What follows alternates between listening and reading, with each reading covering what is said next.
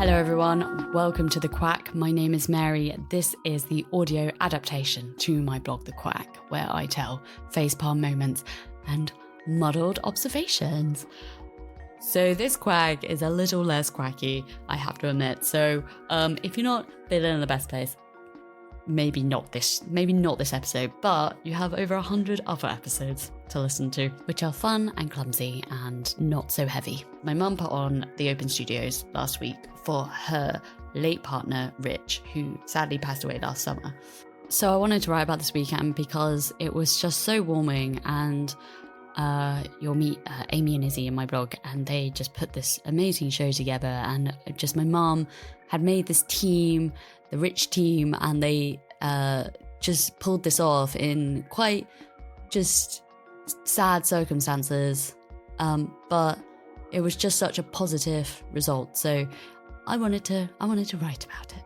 In other news, I have been reading a new memoir by Hannah Murray, The Make Believe, and it's about her having a mental breakdown after joining a mindfulness cult.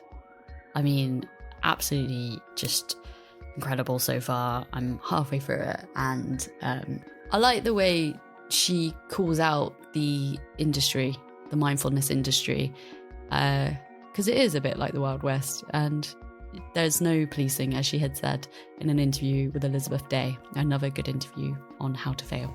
She writes it in real time, in her mind of what's happening and how she's feeling and how she's perceiving the world. So really quite terrifying, but incredibly insightful. And that she's turned it into a book is just brilliant. So if you're looking for your next read, I highly recommend that one. Not a mindfulness thing, but I did go to Face Gym today. This is when they use tools to make your face look better. I'm sure there's a definitely better marketing pitch line for that. But I sat in a chair, like a dentist chair, and this man had loads of tools. At one point, I had electric shocks sort of happening. I was on number 6 level, and he said they go up to number 10. I was like, what? Because literally my shoulders were like twitching. Anyway, I'm going to see how my face looks tomorrow, and if I had just made the worst mistake ever by going to this new face gym, or I'm going to be a hashtag totally obsessed with face gym kind of girl. We will find out in the next quack. You can buy my book, Amy Almond Doesn't Feel Sexy, if you haven't already. It is on ebook, paperback, and Audible. And if you're listening to this, you're obviously into Audibles, so give it a whirl. She has done a great job of keeping the dryness of Amy and the humour, so download that now. And what else? Oh yes, you can subscribe to this podcast, rate it if you like it.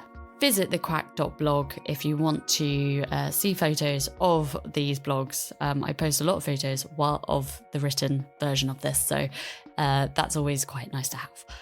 Okay, let's get on with this quack. Thank you so much for listening, and here it is. A party for an artist. Last August, Mum's partner Rich passed away. I don't know how else to write it, so I'll get that out of the way in the first sentence. It was just Mum and me at his bedside in the home. His favourite film, Once Upon a Time in the West, was on. It was his request to have it playing while he died. Not the easiest thing to time, so we ended up watching it around 5.5 times over that weekend. I don't think I'll be watching it again. My mum, Julia, needed to throw herself into something, so she signed up for Cornwall Open Studios to show Richard's studio and his collection of work. Opening your house to the public would be a nightmare for some, but Mum really likes people, so it wasn't a problem for her. Think of a British, kinder, more rustic Martha Stewart. Julia met Rich in a pub in St Ives 14 years ago and brought her Martha energy into the relationship.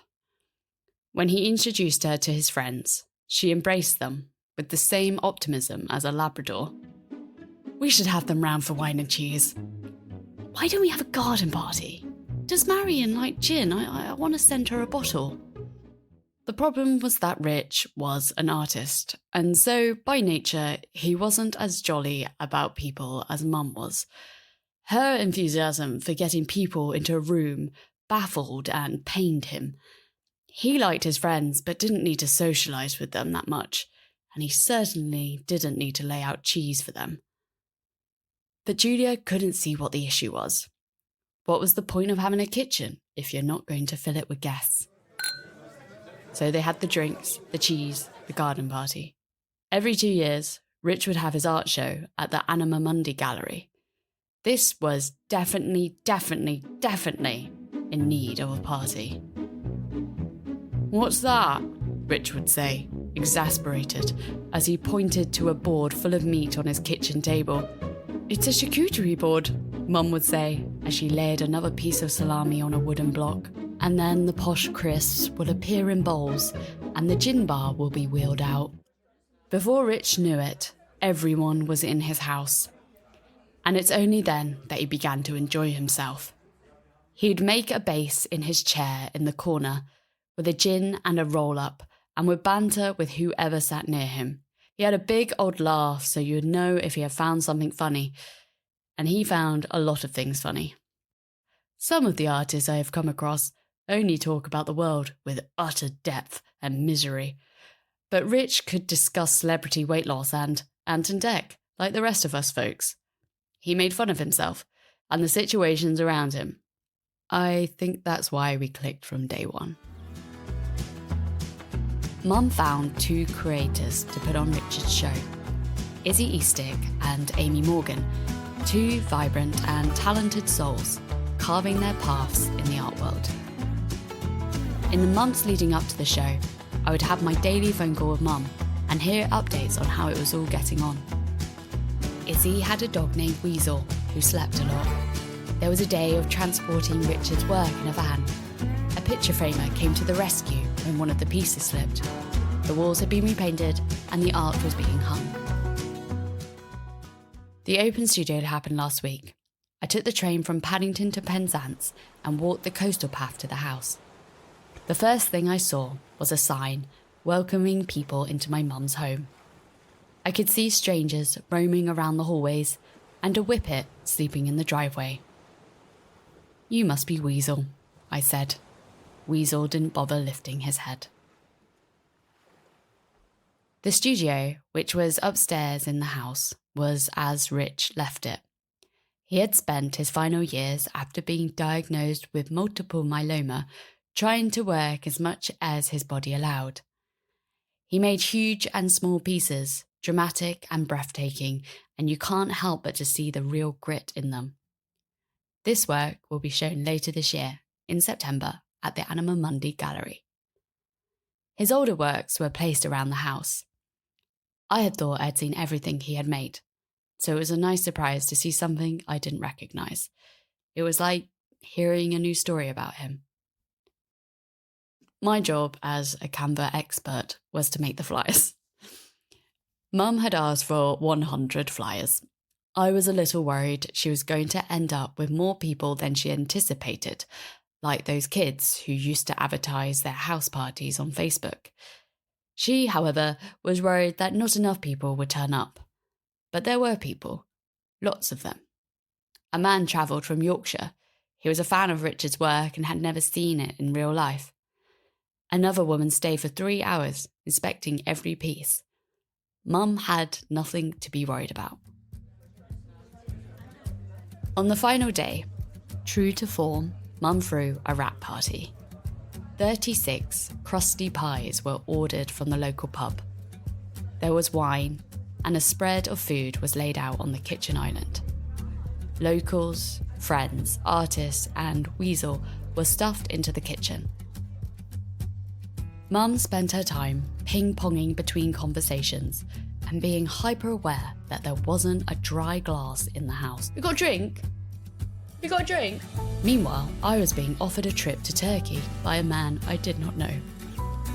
A hummus pot had been destroyed by breadsticks. Wine glasses full of rosé had been misplaced. There were crisps on the floor, and the artist huddled in a circle, talking deeply about the world. All that was missing were vegan pies and Rich laughing in his chair.